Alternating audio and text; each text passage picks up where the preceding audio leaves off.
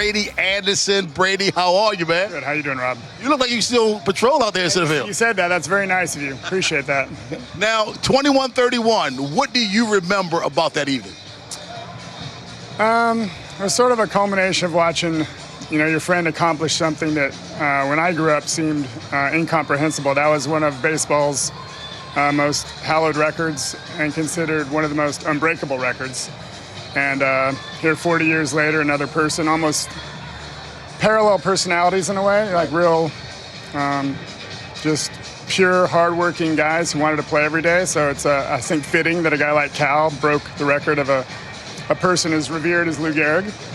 I remember I had to give a speech that. They asked me to write a speech and present it after the game, so that was on my mind a lot. There's a little anxiety for me. So I wanted to play well in the 21-30 game and the 21-31. Obviously, the game was about Cal, but as a player, you want to play well too. So your mindset is, how can I help contribute? And that game, we talk about it like Cal was just the guy that came to work every day. 3,000 hits, 400 home runs. He was a contributor in the middle of that lineup throughout all of this. Oh, of course. I mean, a power-hitting shortstop, very underrated defender. He did get his credit amongst his peers as a defender, but I think in the baseball world in general, he was never quite appreciated for what a great fielder he was. I'm not certain why that is. But I think about the streak even lately, now that it's coming up, you think about at what point did he actually start thinking about it? Like, you play your first game, you come home, you're taking off your clothes, thinking, okay, only 2,130 to go. I mean, I don't know at what point he started thinking, this might be something I can accomplish. It's such an odd thing to do.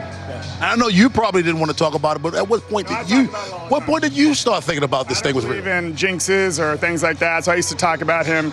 I remember 7 years, he had 7 years left. I met him in '88, so I started talking to him about it in '88. Really? He had asked me some questions, what he thought it meant, and like I said, it was one of the most important and prestigious records in all of sport. So yeah, I never thought I was going to jinx it or something like that. It's something we spoke about quite often. Now, you talked about how he's underappreciated. You saw guys like A-Rod, huge shortstop. You see guys like Gunnar Henderson. And back when Cal did it, it was unheard of. Because of Cal, largely, it's not unheard of anymore. For sure. He was, at the time, I think, the tallest shortstop to ever play the game. But again, you'd have to play with him every day. He's another one of those players. His positioning, his accuracy of his throws. I think one year he played 162 games. I think he had 1 year where he had 3 errors. Yep. That's a good year for an outfielder.